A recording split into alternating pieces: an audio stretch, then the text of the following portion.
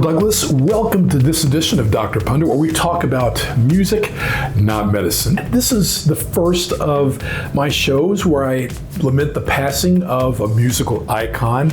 It's the first of a series called R.I.P., Rest in Peace. These are the artists that have always had the greatest effect on me as a listener and as a fan, and I'm talking about the late David Sanborn. A smooth jazz saxophonist, David Sanborn, who played on recordings by Stevie Wonder, James Brown, and Carly Simon, and performed on live with David Bowie and the Rolling Stones, died in Tarrytown, New York on Sunday afternoon. A representative confirmed this almost immediately. All major media outlets picked it up, and a message on Sanborn's social media cited complications after an extended battle with prostate cancer. David Sanborn was 78.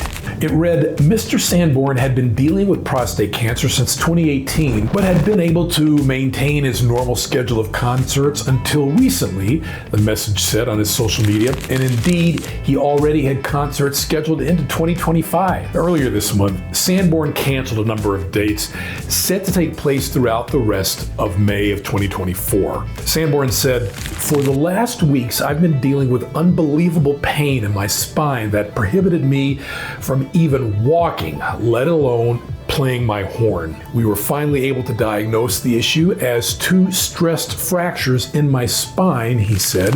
And David Sanborn underwent spinal surgery, and doctors told him he could recover after taking 6 to 8 weeks off. Sanborn wrote that abandoning the dates was difficult for him. He goes on, "Praying for all of you, friends, fans, staff, and supporters. This is what keeps me alive. You have my assurance that as soon as I've healed, I will be back." David Sanborn signed off with, quote, heartfelt apologies. As a solo artist, David Sanborn made a blend of jazz, pop, and R&B his trademark sound, and throughout his career, he released more than 24 albums, 9 of which went gold or platinum, and won 6 Grammys. And it was a miracle since Sanborn, who grew up near St. Louis, survived a polio diagnosis at the age of 3. "I wasn't like the other kids," he told Jazz Times, the publication, in 2008. "My mantra was, hey, guys, wait up. I used to lie in bed a lot, listening to the radio, which was my theater of the imagination." For David Sanborn, playing saxophone was an important part of his recovery, according to his official bio. And by the time he was a teenager, he was playing alongside blues and legends like Albert King and Little Milton. He released his debut solo album, Taking Off, in 1975 when he was just 30 years old. Before Sanborn was a solo artist, he joined the Butterfield Blues Band and was part of that group's lineup when it performed at Woodstock, which I didn't know either. Sanborn toured with Stevie Wonder and played on the musician's Talking Book album, the classic album from 1972. And in addition to touring with Bowie, he played the saxophone solo on the track Young Americans. Now, I did know that. Very good album, very good track, a classic from the late 70s. I urge all of you to listen to it. And on the Young Americans tour, Bowie would sometimes let the band play for 20 minutes before he came on. Sanborn told the publication Downbeat in 2017, "I remember we had a week at the Universal Amphitheater in Los Angeles. It was a great rhythm section with Doug Roche on bass and Greg Enrico on drums. And on the Young Americans album, there was this role of lead guitar. I was all over that record. I can believe it. It's a great sounding track." Throughout the 70s, Sanborn effortlessly bounced back and forth between jazz, blues, and pop music, recording with the greats B.B. King, Paul Simon, Cat Stevens, Bruce Springsteen, even contributing to the cut 10th Avenue Freeze Out on the classic LP from 1975, Born to Run. He played with Elton John, Chaka Khan, Ron Carter, George Benson, Kenny Loggins, and the Eagles, just to name a few. The 80s found Sanborn playing aside Aretha Franklin, Billy Joel, Roger Waters, Eric Clapton, and Mick Jagger, among many others. And from 1988 to 1990, Sanborn hosted Night Music, which Saturday Night Live creator Lorne Michaels produced. It was a featured archival type of TV show showing a lot of performances by Thelonious Monk, Dave Brubeck, Billie Holiday, and many others, so Sanborn fit right in. He also contributed music to the movies Psycho 3 and the second through fourth installments of the Lethal Weapon franchise. Sanborn also performed the sax solo to the Seduction Love Theme, a hit instrumental off the soundtrack to American Gigolo from 1980, written by Giorgio Moroder and credited to James Last. David Sanborn also hosted a syndicated radio program that was picked up in my local market, I remember, called The Jazz Show.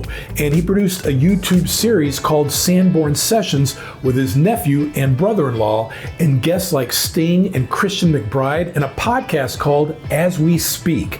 During the COVID-19 lockdown era, Sanborn offered master classes in saxophone over Zoom. Sanborn went on to say, "I'm not so interested in what is or isn't jazz.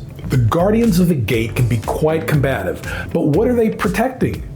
Jazz has always absorbed and transformed what's around it.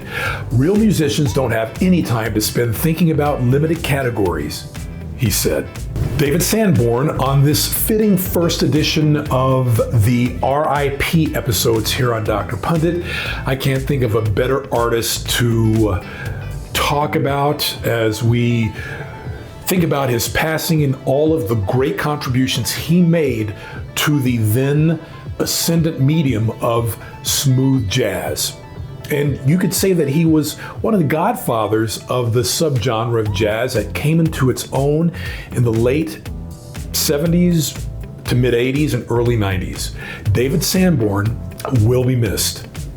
And before I go, I wanted to talk about my two favorite Sanborn tracks. These are both from the 1980s, the first of which is a song called Maputo, and the second of which is a track called Chicago Song. One was more kind of a downbeat jazz track, and the other one was definitely upbeat. And if you check these out, please let them play the whole way through. They couldn't be more representative of the breadth of this artist's repertoire and his talents.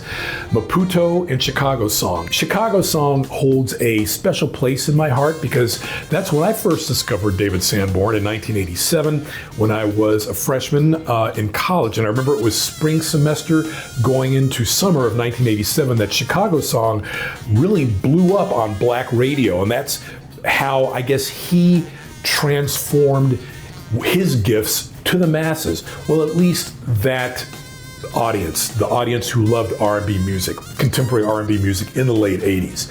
So David Sanborn will always be here in my heart. I listen to a lot of tracks by him on an ongoing basis while I do things around the yard, work at home, and simply study. So his music is definitely a part of my life, and I hope that people who've never heard of him look at this and discover David Sanborn and his many gifts. I'm Michael Douglas, and once again, if you like what you see here on Dr. Pundit, please don't hesitate to like and subscribe. And as the late, great Barry White always used to say, let the music play, and I'll see you next time.